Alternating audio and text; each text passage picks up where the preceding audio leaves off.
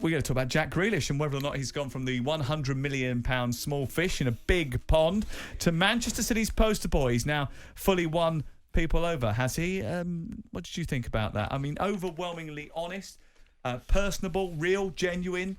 The way he came across when he was talking about his antics after the game against North Macedonia, which I think has appeared in all the papers today. I mean, is his approach to being a top-level footballer refreshing? Refreshing. No, I don't think that's the word I'd use.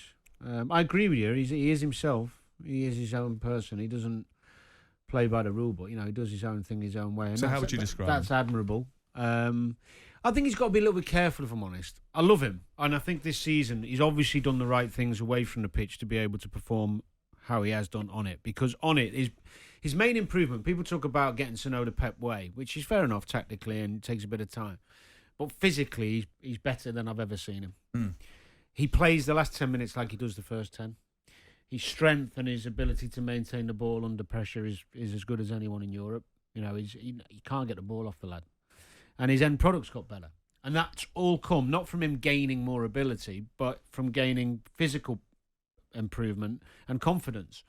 So he's obviously looking after himself really well and training really hard. So when I say a little bit concerning what you see off the pitch near the end of the season was only in terms more for his the longevity. Because if you're partying hard in the summers and stuff, it does take its toll. And also he wasn't partying hard in the summer. He partied hard for 3 days. I mean, he does like a drink. He does go out a lot. I did. So I'm not... And you played until you were... Yeah, but I mean, I'm talking at the level he's at this season. With his ability, he could play Premier League and do what he wants for as long as he wants. But I'm talking about staying at the top of the tree, which is playing for the best team in Europe. And actually, the other thing that he hasn't quite done yet, which I think he'll want to do, and I've no doubt he will, because he's got great good people around him and other really, good pros around him who have had longevity, is he hasn't actually become a regular in the England team. And you want to be a regular in your national team. Mm. And he's got the ability to do that. So does he have to be careful of his image, as Danny is saying? Because do we really want like burnished and airbrushed heroes? Because that can sometimes come across as a little bit fake. I think he's growing up. I think he picks his times. I think if you look around during the break, post-season, and you go to all the various resorts in the Mediterranean, you'll see lots of footballers having a very good time. That's what he said, actually. And that's what he's doing. There's no indication that that's a continued trend, doing it when he shouldn't be doing it. I think he's maturing as a young man. He's not particularly my cup of tea, but I understand the way he chooses to live his life, because he's still a moderately young man in a very privileged position, performing at arguably the best club in the world, playing for the best manager, developing all the different attributes that are making him a better player. He has changed. He's been... he's had to accept or embrace, one of the two, and a combination of both, I suspect, that there's a certain level of expectation for him to do certain things that he possibly hasn't had to do at other football clubs, but it's made him a better footballer. So I don't look at it. I think tragically with footballers, there is this propensity, like there is in all walks of life, I suspect, that once you get a moniker, you have a real difficulty shaking it. And once someone says you're something, that will be constantly brought up. And if you do something that vaguely looks like something you've done before, you'll be dragged back into that territory. I equate it to a lesser level to myself walking into a dressing room once at Crystal Palace and forever for the next 10 years being told that that's what I did as a regular thing. And once you've got that reputation, it's very difficult to shake it.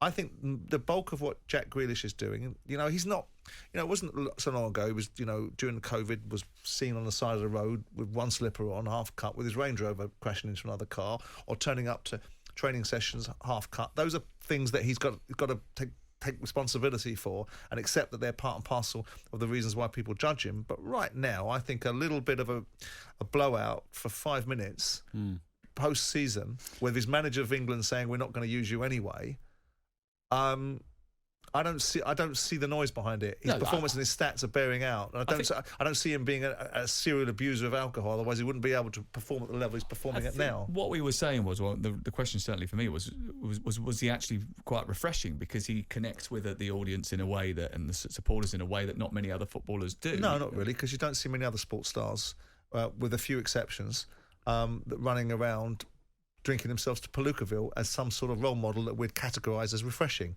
If he wants to blow out that way, what we're going to do is say, is that going to impact upon his football? I don't think it is, right? Do we then say that's refreshing for people to say that's the way you let off steam?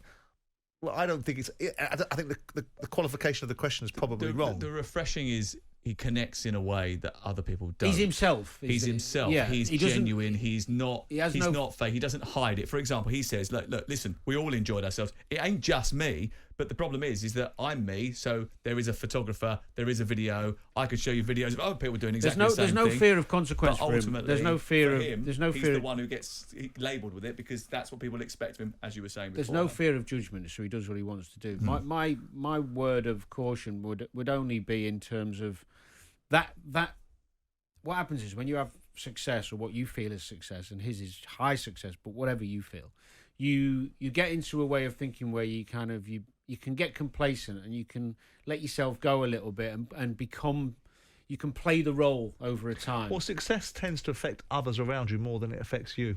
Yeah. Because it's other people's attitudes that changed around you. All of a sudden, you become something in their eyes, which is an opportunity for them, and ultimately, you can never be castigated or you got the influences around you, whether it's making a lot of money like I did when I was 30 years of age and having a group of people that suddenly built me up to something that I wasn't, or it's a footballer having the same thing because their attitude changes. People that you grew up with that thought you were a Wally at school now suddenly think you're a hero. Now I'm still the same Wally as I was at school, and their attitudes change, and that's the balance he's got to get right.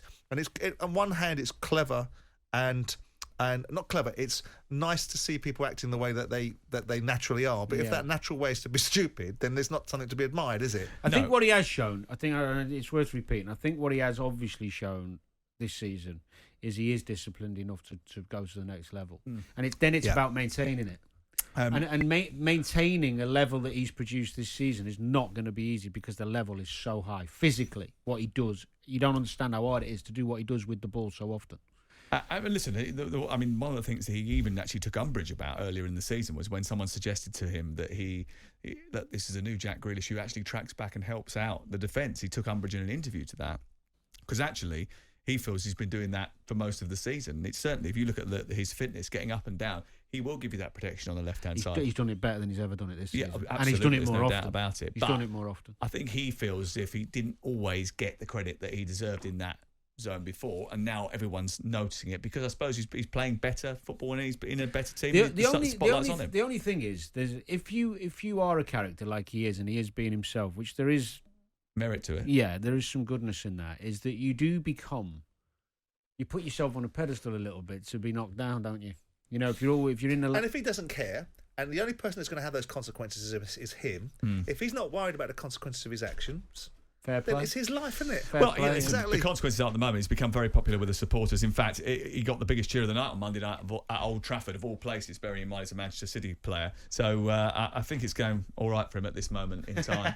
And he's going to have a good holiday, that is for sure. Jim White and Simon Jordan.